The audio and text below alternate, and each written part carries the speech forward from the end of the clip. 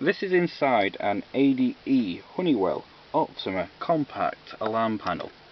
Now, all alarm panels have a tamper switch like this. This one has a spring on, and it's when you close your panel, this gets pressed. So if this button is depressed, the alarm will go off.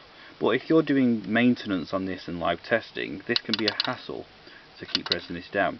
So a way to override that is, you've got the tamper circuit here for your sensors, and then you've got the SCB connector here, which is for your bell box tamper system.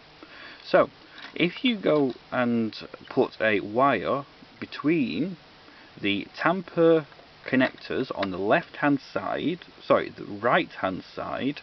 and the SCB on the T connector, with my multimeter, if you press this button, you see you get continuity.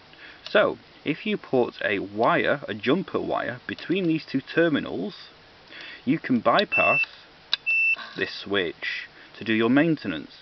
However, when you've stopped doing your maintenance, make sure you disconnect this, because otherwise this is prone to security flaw of people actually opening the box and disabling the panel.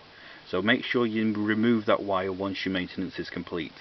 This can also be done on other alarm panels, but I would recommend using a multimeter to test before putting that jumper wire in, just in case.